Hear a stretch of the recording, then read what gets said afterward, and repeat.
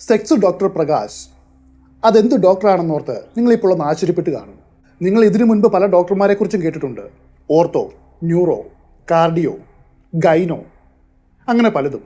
എന്നാൽ ഒരു ഓർത്തോപീഡിയാക് സർജനെ ലോകം മുഴുവനും സെക്സ് ഡോക്ടർ എന്ന് വിളിച്ചിട്ടുണ്ട്. അയാളുടെ കഥയാണിന്ന് പറയുന്നത്. അതായത് ഡോക്ടർ പ്രകാശിൻ്റെ കഥ. ഡോക്ടർ പ്രകാശിൻ്റെ കഥ നമ്മൾ ഇന്ന് വരെ കേട്ടിട്ടുള്ള കഥകളിൽ നിന്നും പല കാര്യങ്ങൾ കൊണ്ടും വ്യത്യസ്തമാണ്. IT ആക്ട് പ്രകാരം ഇന്ത്യയിൽ അറസ്റ്റിലാവുന്ന ആദ്യത്തെ വ്യക്തിയാണ് doctor Prakash. Tamil sex.com, Indian porn.com തുടങ്ങിയ വെബ്സൈറ്റുകൾ ഉണ്ടാകുവാൻ തന്നെ കാരണം ഈ മനുഷ്യനാണ്. തമിഴ്നാടിനെ ഇളക്കി മറിച്ച കേസ് ഏതാണെന്ന് ചോദിച്ചാൽ ഒറ്റ വാക്കിൽ ഉത്തരം പറയാൻ പറ്റും: auto Shankar case. Auto Shankar ഒരു കൊലയാളിയാണ്. എന്നാൽ ഡോക്ടർ പ്രകാശ് ആകട്ടെ ആരെയും കൊന്നിട്ടില്ല. എങ്കിൽ പോലും ഓട്ടോ ശങ്കറിൻ്റെ കേസിന് ശേഷം തമിഴ്നാടിനെ ഇളക്കി മറിച്ച കേസ് ഏതാണെന്ന് ചോദിച്ചാൽ അത് ഡോക്ടർ പ്രകാശിൻ്റെ കേസാണ്. സമൂഹത്തിൻ്റെ പൊതു ചിന്താഗതിയെ തന്നെ വലിയ അളവിൽ മാറ്റം വരുത്തിയൊരു കേസായിരുന്നു ഡോക്ടർ പ്രകാശിൻ്റെ കേസ്. അതിനൊരു ഉദാഹരണം പറയാം. ഒരു ഡോക്ടറെ നമ്മളെപ്പോലെയുള്ള സാധാരണക്കാർ ഏത് കണ്ണുകൊണ്ടാണ് കാണുന്നത്? വിശ്വാസത്തിൻ്റെ കണ്ണുകൊണ്ടാണ്. അതുകൊണ്ടാണ് ഒരാണായാലും പെണ്ണായാലും മറ്റുള്ളവരോട് പറയാനായിട്ട് മടിക്കുന്ന പല രഹസ്യമായിട്ടുള്ള കാര്യങ്ങളും ഒരു ഡോക്ടറോട് വെളിപ്പെടുത്തുവാനായിട്ട് തയ്യാറാകുന്നത്. എന്നാൽ ഡോക്ടർ പ്രകാശിൻ്റെ ഈ കേസ് കഴിഞ്ഞതിൽ പിന്നെ തമിഴ്നാട്ടിലെ ആളുകളുടെ ചിന്താഗതിക്ക് വലിയൊരു മാറ്റം വന്നു. സ്ത്രീകളെ പരിശോധിക്കുവാനായിട്ട് ലേഡി ഡോക്ടർ തന്നെ വേണമെന്ന് അവർ ആവശ്യപ്പെടുവാൻ തുടങ്ങി. 2001 വളരെയേറെ കോളിളക്കം സൃഷ്ടിച്ച സെക്സ് ഡോക്ടർ പ്രകാശ് എന്നറിയപ്പെടുന്ന ഡോക്ടർ പ്രകാശ് ലക്ഷ്മണന്റെ നാൾവഴികളാണ് ഇന്നത്തെ വീഡിയോയിൽ നമ്മൾ കാണുന്നത്.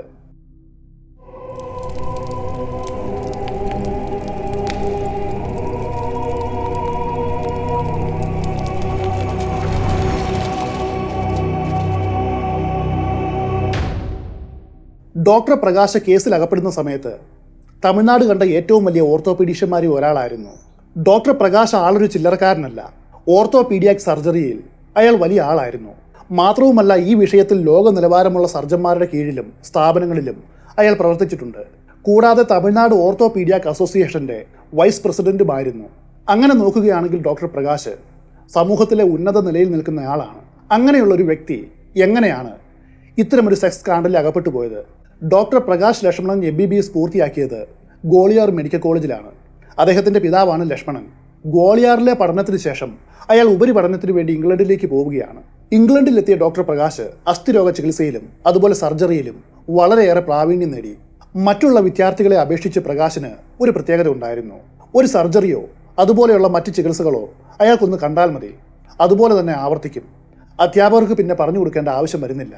ഇംഗ്ലണ്ടിലെ ജീവിതം പ്രകാശിൻ്റെ സൗഹൃദ വലയം കുറച്ചുകൂടി വിശാലമാക്കി. മാത്രവുമല്ല, പഠനത്തിൻ്റെ അവസാന വർഷങ്ങളിൽ വളരെ ഫേമസ് ആയിട്ടുള്ള പല ഡോക്ടർമാരുടെ കീഴിൽ ജോലി ചെയ്യുവാനും അയാൾക്ക് ധാരാളം അവസരങ്ങൾ കിട്ടി. ഈ സാഹചര്യം മൂലം ഡോക്ടർ പ്രകാശിൻ്റെ വൈദ്യശാസ്ത്ര മികവ് അതിൻ്റെ ഉന്നതിയിലെത്തി. കൂടാതെ ലിവർപൂളിൽ അയാൾ മറ്റൊരു കോഴ്സ് കൂടി പഠിക്കുകയാണ്, അതും അസ്ഥിരോഗ സംബന്ധമായിട്ട് തന്നെ. അതോടെ ഇംഗ്ലണ്ടിൽ മാത്രമല്ല, അയാളുടെ സൗഹൃദ വൃന്ദം ലിവർപൂളിലും വ്യാപിച്ചു. ഇങ്ങനെ നേടിയെടുത്ത ധാരാളം അനുഭവ സമ്പത്തുകൾ അയാളെ മികച്ചൊരു ഡോക്ടറാക്കി മാറ്റി. ഡോക്ടർ പ്രകാശ് ഏറ്റവും നന്നായിട്ട് ചികിത്സിക്കുന്ന 2 സ്ഥലങ്ങളുണ്ട്: അരക്കെട്ടും കാൽമുട്ടും. അതിലാണ് അയാൾക്ക് പ്രാവീണ്യം കൂടുതലുമുള്ളത്. പ്രത്യേകിച്ചും നീ ഇംപ്ലാന്റ് ചെയ്യുക തുടങ്ങിയ കാര്യങ്ങളിൽ അയാൾ സ്പെഷ്യലിസ്റ്റ് ആയിരുന്നു. അക്കാലത്ത് ഇന്ത്യയിലുള്ള ഡോക്ടർമാർക്ക് അറിയുവാൻ കഴിയാത്ത കാര്യങ്ങളാണ് പ്രകാശ് അവിടെ വെച്ച് മനസ്സിലാക്കിയത്. ഒടുവിൽ ഇംഗ്ലണ്ടിലെ പഠനമെല്ലാം അവസാനിപ്പിച്ച് അയാൾ ചെന്നൈയിലേക്ക് മടങ്ങി വരികയാണ്.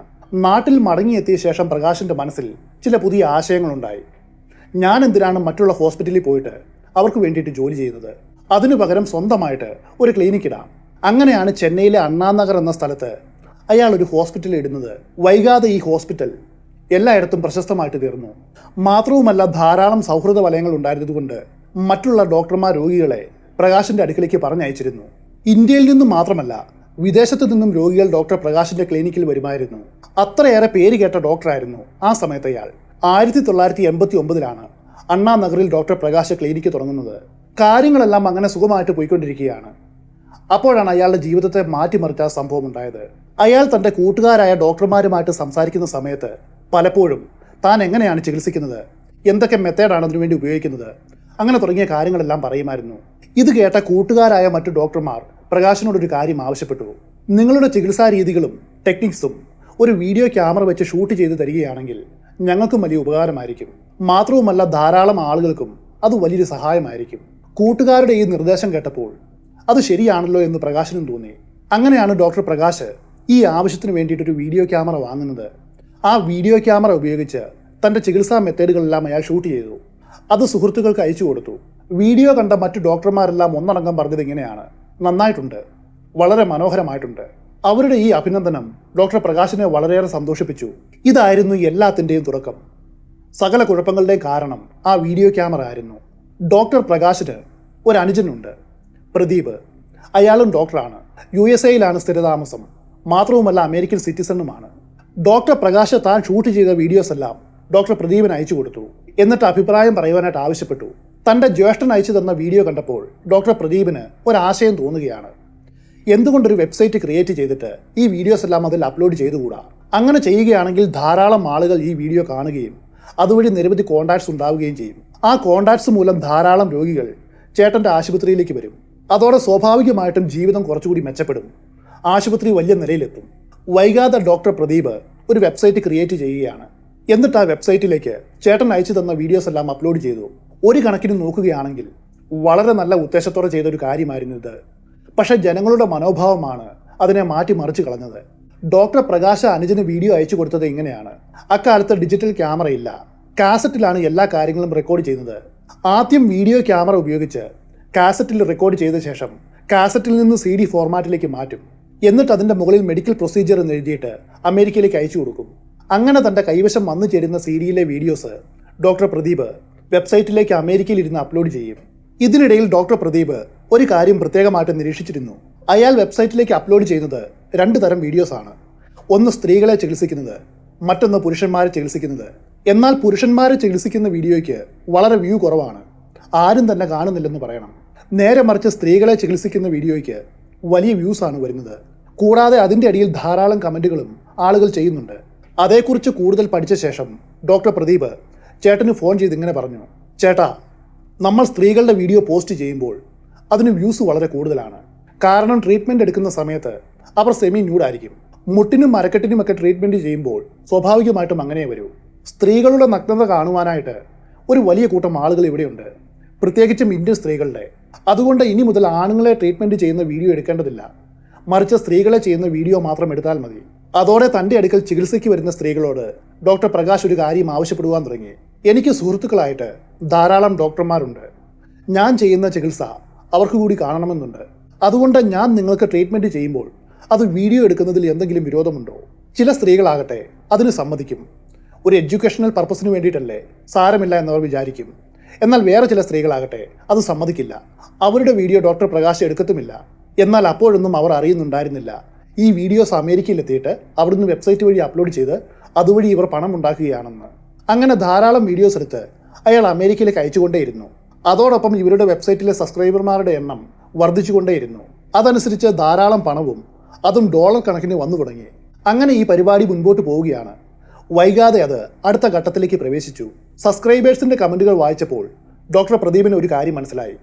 അയാളത് പ്രകാശിനോട് പറഞ്ഞു: ചേട്ടാ, നമ്മൾ വീഡിയോ എടുക്കുമ്പോൾ അവരുടെ മുഖം കാണിക്കുന്നില്ല. ചിലർക്ക് അവരുടെ മുഖം കാണണമെന്ന് ആഗ്രഹമുണ്ട്. അതുകൊണ്ട് ചികിത്സ കഴിയുമ്പോൾ അവരുടെ ഏതാനും ഫോട്ടോകൾ കൂടി എടുക്കണം. അതോടെ വീഡിയോ എടുക്കുവാനായിട്ട് സഹകരിക്കുന്ന സ്ത്രീകളോടും ഡോക്ടർ പ്രകാശ് ഈ കാര്യം ആവശ്യപ്പെട്ടു. അവരുടെ ചികിത്സ കഴിഞ്ഞ ശേഷം വസ്ത്രങ്ങളെല്ലാം ധരിപ്പിച്ച് അവരുടെ ഫോട്ടോ എടുത്തു. എന്നിട്ട് ഈ വ്യക്തിയാണ് താൻ ചികിത്സിച്ചത് എന്ന രീതിയിൽ ഏതാനും വീഡിയോകൾ അയച്ചു കൊടുത്തു. ആ വീഡിയോകൾക്ക് വലിയ റെസ്പോൺസ് കിട്ടുകയാണ്. ധാരാളം ലൈക്കുകളും കമൻറ്റുകളും ആ ഫോട്ടോയ്ക്കും വീഡിയോയ്ക്കും കിട്ടുകയാണ്. അതോടെ അവരുടെ വെബ്സൈറ്റിലെ സബ്സ്ക്രൈബേഴ്സിൻ്റെ എണ്ണം വീണ്ടും വർദ്ധിച്ചു. ലക്ഷക്കണക്കിന് രൂപ, അതും ഡോളർ മൂല്യത്തിൽ പ്രദീപിന് കിട്ടുകയാണ്. അതോടെ ഈ പരിപാടി അടുത്ത ഘട്ടത്തിലേക്ക് പോവുകയാണ്. ഒരു ദിവസം പ്രദീപ് പ്രകാശിനെ വിളിച്ചിട്ട് ഇങ്ങനെ പറഞ്ഞു: ചേട്ടാ, സ്വന്തം ഇഷ്ടപ്രകാരം ഇങ്ങനെയുള്ള കാര്യങ്ങൾക്ക് ഇറങ്ങി പുറപ്പെടുന്ന സ്ത്രീകളുണ്ടല്ലോ, ലൈക്ക് പ്രോസ്റ്റിറ്റ്യൂട്ട്സ്. നിങ്ങൾ അങ്ങനെയുള്ളവരെ കണ്ടെത്തണം. പിന്നെ അവരുടെ അനുവാദത്തോടെ അവരുടെ ന്യൂഡായിട്ടും സെമി ന്യൂഡായിട്ടുമുള്ള ഫോട്ടോസും വീഡിയോസും എടുക്കണം. അത്തരം ഫോട്ടോസിനും വീഡിയോസിനും ഇവിടെ നല്ല മാർക്കറ്റാണ്, പ്രത്യേകിച്ചും ഇന്ത്യൻ സ്ത്രീകളുടെ. പ്രകാശും അതിന് സമ്മതിക്കുകയാണ്. തൻ്റെ അടുത്ത് ചികിത്സയ്ക്കായിട്ട് വരുന്ന സ്ത്രീകളോട് ഈ കാര്യം ആവശ്യപ്പെട്ടാൽ ചെരുപ്പ് കൊണ്ട് അടി വീഴുമെന്ന് പ്രകാശിന് അറിയാം. അതുകൊണ്ട് അയാൾ സമീപത്തുള്ള പബ്ബുകളിലെ ഒരു സ്ഥിരം സന്ദർശകനായിട്ട് മാറുകയാണ്. 80-90 കാലഘട്ടങ്ങളിൽ ചെന്നൈയിൽ ധാരാളം പബ്ബുകൾ ഉണ്ടായിരുന്നു. നമ്മൾ പണ്ടത്തെ സിനിമകളിൽ കാണുന്നത് പോലെ ക്യാബറേ ഡാൻസും അതുപോലെ മറ്റ് പല കാര്യങ്ങളും അന്ന് അവിടെ ഉണ്ടായിരുന്നു. ഇങ്ങനെയുള്ള ക്ലബ്ബുകളിൽ ഡാൻസ് കളിക്കുവാനായിട്ട് നോർത്ത് ഇന്ത്യയിൽ നിന്നുമുള്ള ധാരാളം സ്ത്രീകൾ വരുമായിരുന്നു. ഇത്തരം ക്ലബ്ബുകളിൽ അങ്ങനെ സാധാരണക്കാർക്കൊന്നും പോകുവാനായിട്ട് കഴിയില്ല. നല്ല പിടിപാടും ബന്ധങ്ങളും സമൂഹത്തിൽ ഉന്നത നിലയിലുള്ളവർക്കും മാത്രമാണ് ഇത്തരം ക്ലബ്ബുകളിൽ പ്രവേശനമുള്ളൂ. അവിടെ നടക്കുന്ന കാര്യം ഇതാണ്: കുറച്ചു പേർ ചീട്ട് കളിച്ചും മദ്യപിച്ചും ഇരിക്കും. അവർക്കിടയിലൂടെ ഇത്തരം ഡാൻസും കളിച്ച് നടക്കും. സമയം മുൻപോട്ട് പോകും തോറും വസ്ത്രങ്ങൾ ഓരോന്നോരോന്നായിട്ട് ഉരിഞ്ഞു കളയും. ബോംബെയിൽ ഒരു കാലത്ത് ഇത്തരം കാബറെ ഡാൻസേഴ്സ് ധാരാളം ഉണ്ടായിരുന്നു. ഇത്തരം ഡാൻസർമാർ തമ്മിൽ ഒരു കണക്ഷൻ ഉണ്ടായിരിക്കും. അവർക്ക് അവരുടേതായ ഒരു വലിയ നെറ്റ്വർക്കും ഉണ്ടായിരിക്കും. അതുകൊണ്ട് ആ വഴിക്കൊന്ന് പരീക്ഷിച്ചു നോക്കുവാൻ പ്രകാശ് തീരുമാനിച്ചു. പ്രകാശിനെ സംബന്ധിച്ച് നോക്കുകയാണെങ്കിൽ അയാൾ മറ്റുള്ളവരെ പോലെയല്ല. അയാൾക്ക് ഏതു സമയത്തും ഏത് ക്ലബിലും കയറി ചെല്ലാം. കാരണം സമൂഹത്തിൽ ഉന്നത നിലയുള്ള ആളാണ്. ഓർത്തോപീഡിയാക് അസോസിയേഷന്റെ വൈസ് പ്രസിഡന്റാണ്. അതുമാത്രമല്ല, ധാരാളം സന്നദ്ധ സംഘടനകൾക്ക് അയാൾ പണവും കൊടുക്കാറുണ്ട്. അങ്ങനെ ധാരാളം ക്ലബ്ബുകൾ സന്ദർശിച്ച പ്രകാശ് അവിടെയുള്ള ഡാൻസേഴ്സിനെ പരിചയപ്പെടുവാൻ തുടങ്ങി. അയാൾ അവരോട് ഇങ്ങനെ പറഞ്ഞു, നിങ്ങൾ എന്തിനാണ് ഇത്രയും കഷ്ടപ്പെട്ട് ഡാൻസ് കളിക്കുന്നത്? നിങ്ങൾ എൻ്റെ കൂടെ വരികയാണെങ്കിൽ ഞാൻ ഏതാനും ഫോട്ടോസും വീഡിയോസും എടുക്കും. അതും ന്യൂഡായിട്ടായിരിക്കും എടുക്കുന്നത്. അതിന് നിങ്ങൾക്ക് സമ്മതമാണെങ്കിൽ ധാരാളം പണവും തരാം. ചില ഡാൻസേഴ്സ് അതിന് സമ്മതിക്കും. അവരെയും കൂട്ടി അയാൾ പോകുന്നത് തൻ്റെ ഹോസ്പിറ്റലിലായിരിക്കും. ഇങ്ങനെ കാര്യങ്ങൾ മുൻപോട്ട് പോകുമ്പോൾ ഡോക്ടർ പ്രകാശിന് ഒരു കാര്യം തോന്നുകയാണ്. ഒരു ഹോസ്പിറ്റൽ അന്തരീക്ഷത്തിൽ വെച്ച് വീഡിയോസും ഫോട്ടോസും എടുക്കുന്നത് അത്ര നല്ലതല്ല. പശ്ചാത്തലത്തിന് ഒരു മാറ്റം വരുത്തണം. അയാൾക്ക് കളഞ്ചിക്കുപ്പം എന്ന സ്ഥലത്ത് ഒരു ഫാം ഹൗസ് ഉണ്ട്. ബീച്ചിനോട് ചേർന്നുള്ള ഫാം ഹൗസാണ്. എല്ലാ ശനിയാഴ്ചയും ഞായറാഴ്ചയും വാരാന്ത്യം ചെലവഴിക്കുവാനായിട്ട് അയാൾ അവിടെയാണ് പോകാറുള്ളത്. ഈ ഫാം ഹൗസ് ഇതിനു വേണ്ടിയിട്ട് മാറ്റിയെടുക്കുവാനായിട്ട് ഡോക്ടർ പ്രകാശ് തീരുമാനിച്ചു. അയാൾ ആ കെട്ടിടവും അതിൻ്റെ പരിസരവും ഒന്ന് പുതുക്കി പണിതു. ഒരു ജനൽ തുറന്നാൽ ബീച്ച് കാണുന്ന രീതിയിൽ പല കാര്യങ്ങളും ക്രമീകരിച്ചു. പിന്നെ അവിടേക്ക് ഇതിന് തയ്യാറായിട്ടുള്ള സ്ത്രീകളെ കൂട്ടിക്കൊണ്ടുപോയിട്ട് ഫോട്ടോസും വീഡിയോസും എടുക്കുവാൻ തുടങ്ങി. ഇപ്പോൾ നിങ്ങൾക്കൊരു സംശയം തോന്നിയേക്കാം, എന്തുകൊണ്ടാണ് ഈ സീഡികൾ കണ്ടിട്ട് വിമാനത്താവളത്തിലെ ജോലിക്കാർക്ക് സംശയം തോന്നാത്തത് എന്ന്. അതിനൊരു കാരണമുണ്ട്. എല്ലാ സീഡിയുടെയും മുകളിൽ മെഡിക്കൽ പ്രൊസീജിയർ എന്ന ലേബൽ ഒട്ടിച്ചാണ് അയാളത് അമേരിക്കയിലേക്ക് അയക്കുന്നത്. അമേരിക്കയിൽ വെച്ച് സീഡി കൈപ്പറ്റുന്ന പ്രദീപിനറിയാം ഇതിൻ്റെ ഉള്ളടക്കം വേറെയാണെന്ന്. അങ്ങനെ മുൻപോട്ട് പോകവേ ഇവരുടെ പരിപാടി അടുത്ത ഘട്ടത്തിലേക്ക് പ്രവേശിക്കുകയാണ്. ധാരാളം ആളുകൾ വെബ്സൈറ്റിൻ്റെ അടിയിൽ വന്നിട്ട് ഇങ്ങനെ കമൻറ്റ് ചെയ്യുവാൻ തുടങ്ങി. നിങ്ങൾ എന്താണ് ഈ സ്ത്രീകൾ ഒറ്റയ്ക്ക് നിൽക്കുന്ന ഫോട്ടോസും വീഡിയോസും മാത്രം കാണിക്കുന്നത്? ഒരു പേർ കൂടി ഉണ്ടായിരുന്നെങ്കിൽ നന്നായിരുന്നു. അതോടെ പ്രകാശ് ഏതാനും പുരുഷന്മാരെ കണ്ടെത്തി എന്തിനും തയ്യാറായിട്ട് വരുന്ന ഇത്തരം സ്ത്രീകളുടെ കൂടെ നിർത്തി ഫോട്ടോസും വീഡിയോസും എടുത്തു. അതിനുശേഷം ഇരുവരും തമ്മിൽ ഒരു സെക്ഷൽ ആക്ടിവിറ്റിയിൽ ഏർപ്പെടുന്ന വീഡിയോസും ചിത്രീകരിച്ചു. അങ്ങനെ കാര്യങ്ങൾ മുൻപോട്ട് പോകുമ്പോഴാണ് ഡോക്ടർ പ്രദീപ് മറ്റൊരു കാര്യം ചിന്തിച്ചത്. ഇവർ ആദ്യമുണ്ടാക്കിയ വെബ്സൈറ്റ് എന്താണ്? മെഡിക്കൽ നോളജ് പകർന്നു കൊടുക്കുന്ന ഒന്നാണ്. അതിൻ്റെ ഉള്ളിലാണ് ഇത്തരം വീഡിയോസ് ഇടുന്നത്. എന്നാൽ ഇൻ്റർനെറ്റ് സെർച്ച് ചെയ്യുന്ന ഒരാൾ മെഡിക്കൽ നോളജ് പകർന്നു കൊടുക്കുന്ന ഒരു വെബ്സൈറ്റ് കണ്ടാൽ അതിൽ കയറണമെന്നില്ല. അതുകൊണ്ട് പ്രദീപ് ഒരു കാര്യം ചെയ്തു. അയാൾ 2 വെബ്സൈറ്റ് ക്രിയേറ്റ് ചെയ്യുകയാണ്. അതിൻ്റെ പേരിതാണ്. ഒന്ന് tamilsex.com, 2 indianporn.com. പിന്നെ ഈ 2 വെബ്സൈറ്റിലാണ് അയാൾ വീഡിയോസ് എല്ലാം അപ്ലോഡ് ചെയ്തത്. അതോടെ ഈ 2 ചാനലും വളരെ ഫേമസ് ആയി. നിരവധി ആളുകൾ ഇതിലെ വീഡിയോസ് കാണുവാനായിട്ട് വരികയാണ്. അതുവഴി ധാരാളം പണവും കിട്ടുകയാണ്. അളവിൽ കവിഞ്ഞ് പണം വന്നതോടെ ഇവരുടെ നെറ്റ്വർക്കിൽ മറ്റ് ധാരാളം സ്ത്രീകളും പുരുഷന്മാരും വരുവാൻ തുടങ്ങി. അങ്ങനെ ഡോക്ടർ പ്രകാശിൻ്റെ വലയിൽപ്പെട്ട ഒരു യുവതിയായിരുന്നു ചിത്ര. ഞാൻ മുൻപ് പറഞ്ഞതുപോലെയുള്ള ക്ലബ്ബുകളിൽ ഡാൻസ് ചെയ്യുന്ന ഒരാളാണ് ചിത്ര. ചിത്രയുടെ ഭർത്താവിൻ്റെ പേര് നരേന്ദ്രൻ എന്നാണ്. ഇവരുടെ താമസം അണ്ണാനഗറിലാണ്. ഒരു ദിവസം ചിത്രയ്ക്ക് ഒരു അപകടമുണ്ടായി. ബാറിൽ നിന്നും വീട്ടിലേക്ക് പോകുന്ന വഴിക്ക് അവരുടെ വാഹനം മറിഞ്ഞു. കാരണം നരേന്ദ്രൻ അന്ന് അളവിലധികം മദ്യപിച്ചിരുന്നു. മദ്യപിച്ച് വാഹനം ഓടിച്ചതുകൊണ്ടാണ് അപകടമുണ്ടായത്. ഈ ആക്സിഡൻറ്റിൽ ചിത്രയുടെ കാലിന് ഒരു ഒടിവുണ്ടായി. അവൾ നേരെ ചികിത്സ തേടി വന്നത് ഡോക്ടർ പ്രകാശിൻ്റെ ആശുപത്രിയിലാണ്. അങ്ങനെയാണ് ഇവർ തമ്മിൽ ആദ്യമായിട്ട് പരിചയപ്പെടുന്നത്. അതിനുശേഷം കുറച്ച് നാളുകൾ കഴിഞ്ഞു. മറ്റൊരു ക്ലബ്ബിൽ വെച്ച് ഒരു ദിവസം ഡോക്ടർ പ്രകാശ് ചിത്രയെ വീണ്ടും കാണുകയാണ്. ചിത്ര തൻ്റെ ഭർത്താവായ നരേന്ദ്രനെ അയാൾക്ക് പരിചയപ്പെടുത്തി. പാർട്ടി കഴിഞ്ഞ് മടങ്ങുവാൻ നേരം ഇരുവർക്കും ഡോക്ടർ പ്രകാശ് ലിഫ്റ്റ് കൊടുത്തു. പിന്നെ പിരിയാൻ നേരത്ത് തൻ്റെ വിസിറ്റിംഗ് കാർഡ് ചിത്രയ്ക്ക് നൽകി. ഈ സംഭവം നടന്ന ഒരാഴ്ച കഴിഞ്ഞപ്പോൾ ചിത്ര ഡോക്ടർ പ്രകാശിനെ വിളിക്കുകയാണ്. അയാൾ അവളെ തൻ്റെ ഫാം ഹൗസിലേക്ക് ക്ഷണിച്ചു. ചിത്ര ഒറ്റയ്ക്കാണ് ഫാം ഹൗസിലെത്തിയത്. ആ സമയത്ത് പ്രകാശിൻ്റെ കൂട്ടാളികളായ 3 സ്ത്രീകളും അവിടെ ഉണ്ടായിരുന്നു. അവരുടെ പേരുകൾ ഇതാണ്: അമ്മു, സുനിത, ഉമ. ഫാം ഹൗസിലെത്തിയ ചിത്രയ്ക്ക് പ്രകാശ് ഒരു ശീതളപാനീയം കുടിക്കുവാൻ കൊടുത്തു. അത് കുടിച്ചതും അവളുടെ ബോധം മറഞ്ഞു.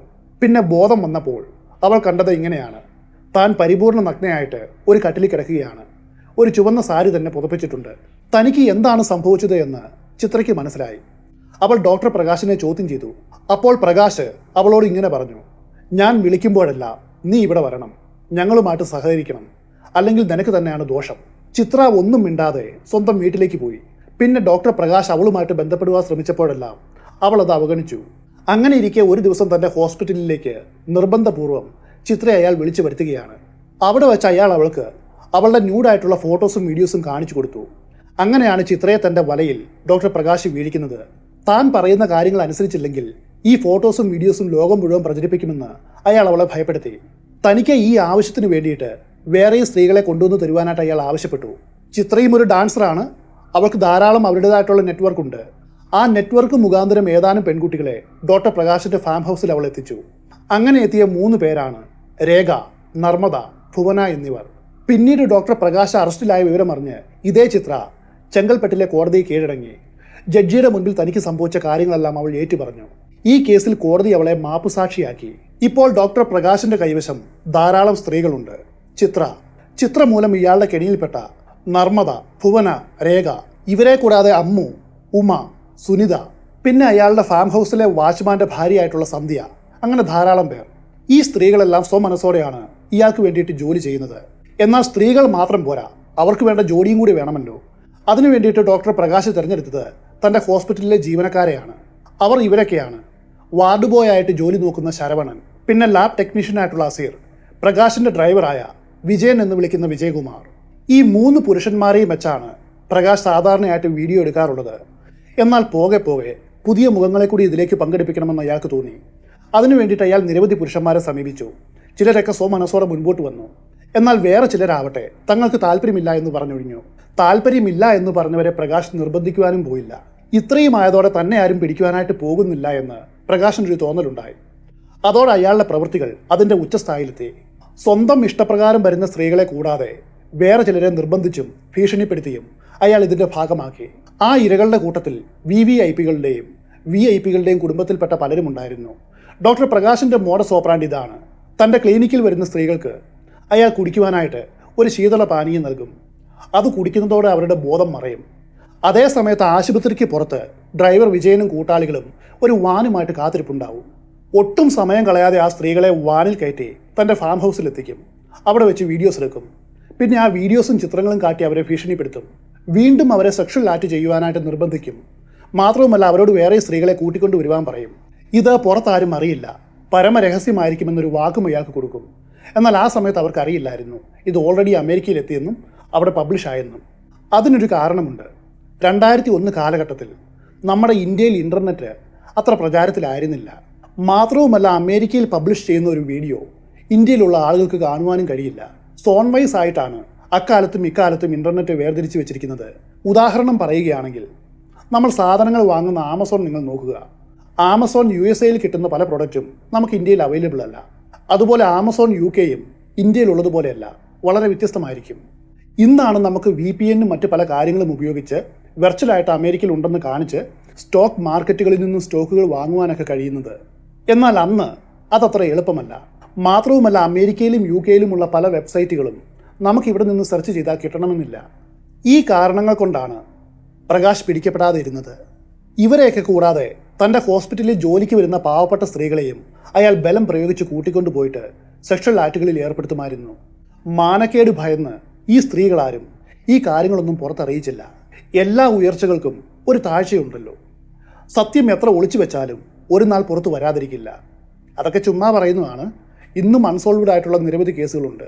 എന്നാൽ 2001 ഡോക്ടർ പ്രകാശിൻ്റെ മുഖംമൂടി അഴിഞ്ഞു വീഴുകയാണ്. അതിന് കാരണം പോണ്ടിച്ചേരിക്കാരനായ ഗണേശൻ എന്നൊരു യുവാവാണ്.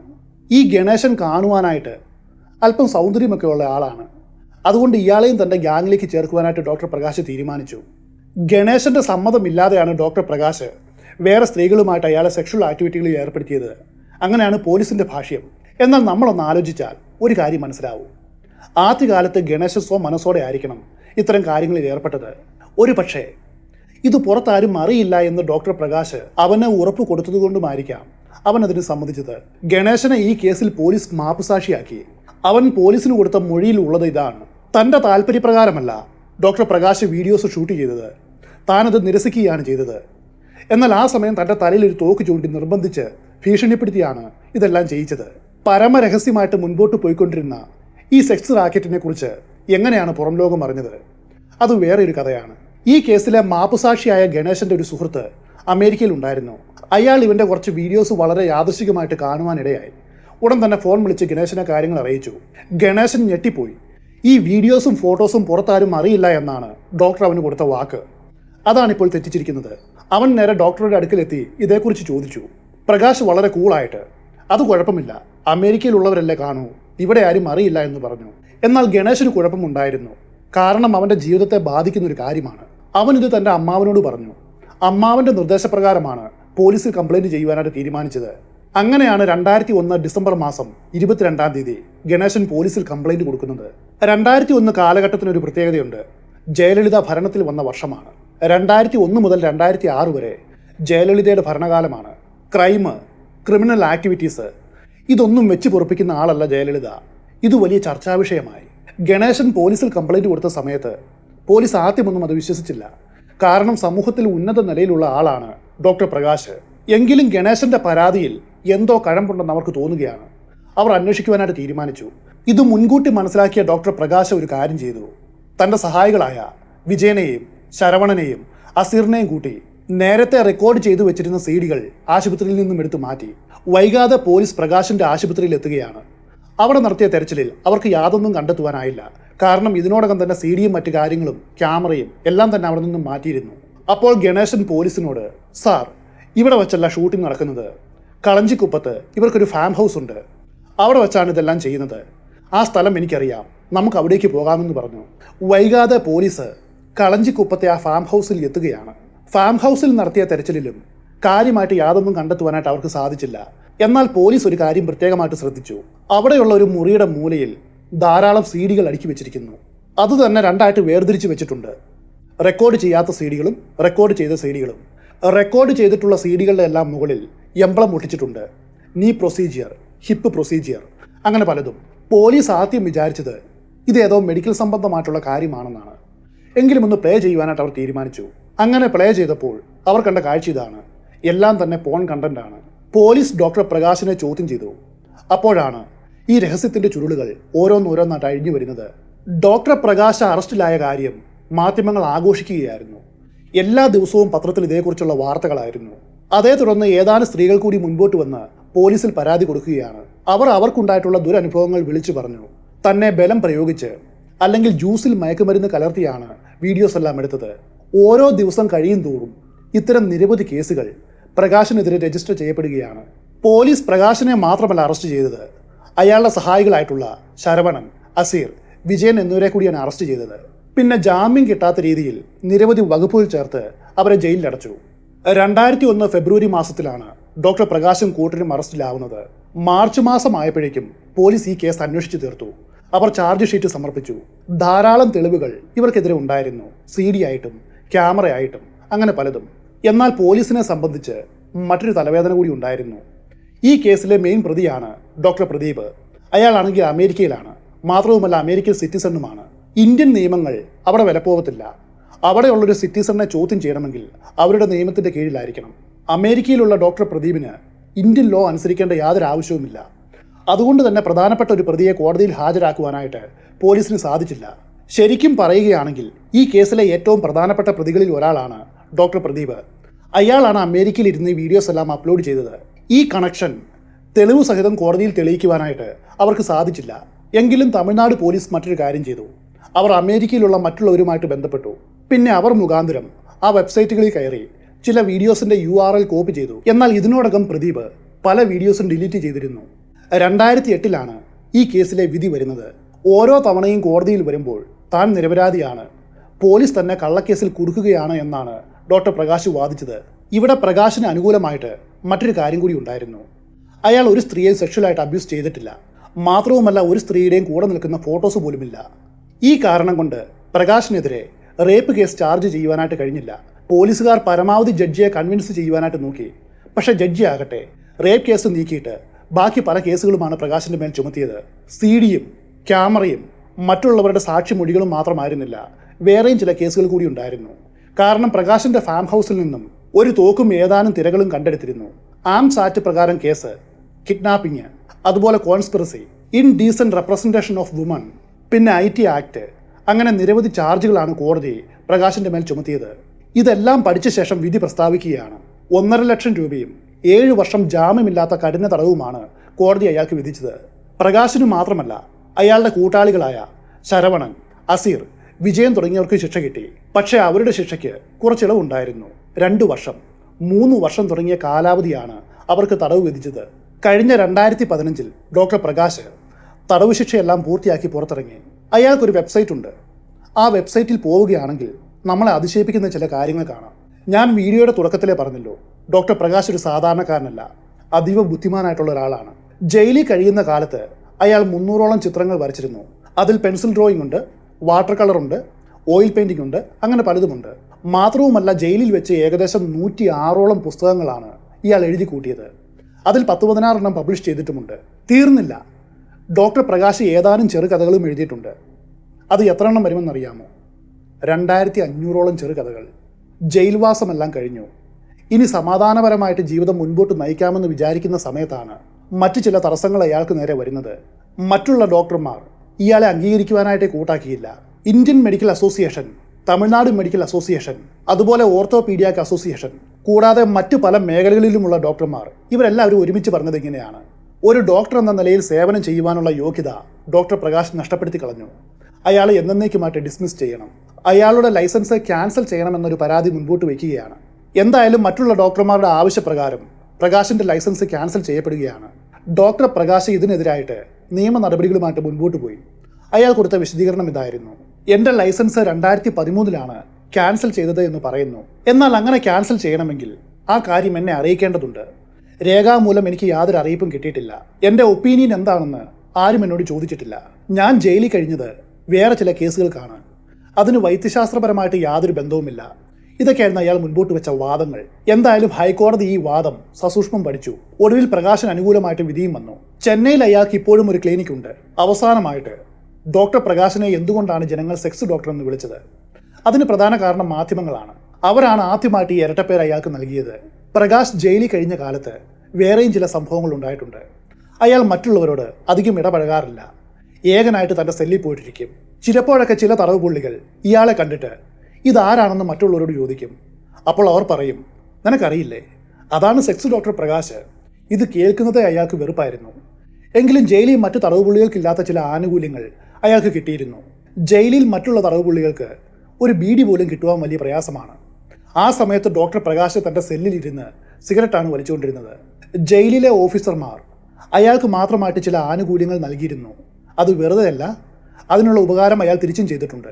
നമുക്കറിയാം, പോലീസ് ഓഫീസർമാരുടെ ജോലി എന്നാൽ കുറച്ച് കഷ്ടം പിടിച്ചതാണ്. അവർക്ക് ഇരുന്നുള്ള ജോലികൾ വളരെ കുറവായിരിക്കും, പ്രത്യേകിച്ചും ജയിലിൽ. എപ്പോഴും തന്നെ നടക്കുകയോ അല്ലെങ്കിൽ നിൽക്കുകയോ ചെയ്യേണ്ടി വരും. സ്വാഭാവികമായിട്ടും അവർക്ക് കാലിൻ്റെ മുട്ടിനും അരക്കെട്ടിനുമൊക്കെ വേദന ഉണ്ടാവും. പോലീസ് ഓഫീസർമാരെ സംബന്ധിച്ച് അവർക്ക് ആശുപത്രി അന്വേഷിച്ച് പുറത്തേക്ക് പോകേണ്ട ആവശ്യമില്ല.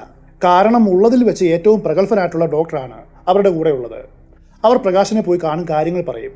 അയാൾ അവർക്ക് ടാബ്ലറ്റുകൾ എഴുതി കൊടുക്കും, ചികിത്സയും നിർദ്ദേശിക്കും. ഈ കാര്യങ്ങൾ കൊണ്ടൊക്കെ ഓഫീസർമാർക്ക് പ്രകാശിനോട് വലിയ കാര്യമായിരുന്നു. തൻ്റെ വെബ്സൈറ്റിൽ ജയിലിൽ നിന്നും ഇറങ്ങിയ ശേഷം തനിക്കുണ്ടായ ഒരു അനുഭവം പ്രകാശ് എഴുതിയിട്ടുണ്ട്. അതിങ്ങനെയാണ്: പുറത്തിറങ്ങിയ ശേഷം അടുത്ത ദിവസം പ്രകാശ് നേരെ പോയത് തൻ്റെ ആശുപത്രിയിലേക്കാണ്. ആ സമയത്ത് അയാളുടെ വരവും കാത്ത് 6ഓളം രോഗികൾ അവിടെ കാത്തിരിപ്പുണ്ടായിരുന്നു. എത്രയൊക്കെ പേരുദോഷം ഉണ്ടായാലും ജനങ്ങൾക്ക് അയാളുടെ മേലുള്ള വിശ്വാസം അത് വളരെ വലുതായിരുന്നു. ഒരു പക്ഷേ എളുപ്പ വഴിയിൽ പണം സമ്പാദിക്കുവാനായിട്ട് ഇത്തരം മോശപ്പെട്ട കാര്യങ്ങൾക്ക് ഇറങ്ങി പുറപ്പെട്ടില്ലായിരുന്നുവെങ്കിൽ ഡോക്ടർ പ്രകാശിന്റെ ജീവിതം വലിയ നിലയിലെത്തിയേനെ. പ്രകാശിന്റെ അനുജനായ പ്രദീപ് ഇപ്പോഴും അമേരിക്കയിലാണ്. അതിനുശേഷം അയാൾ നാട്ടിലേക്ക് മടങ്ങി വന്നിട്ടില്ല. എന്നെങ്കിലും ഇന്ത്യയിൽ കാല് കുത്തുകയാണെങ്കിൽ ഒരു പക്ഷേ അയാൾക്കെതിരെ കേസ് വരുവാനായിട്ട് സാധ്യതയുണ്ട്. ഒരു കാലത്ത് തമിഴ്നാടിനെ ഇളക്കി മറിച്ച, ഡോക്ടർമാരോടുള്ള ജനങ്ങളുടെ ചിന്താഗതിയെ തന്നെ മാറ്റിമറിച്ച സെക്സ് ഡോക്ടർ പ്രകാശിന്റെ കഥ ഇവിടെ അവസാനിക്കുകയാണ്.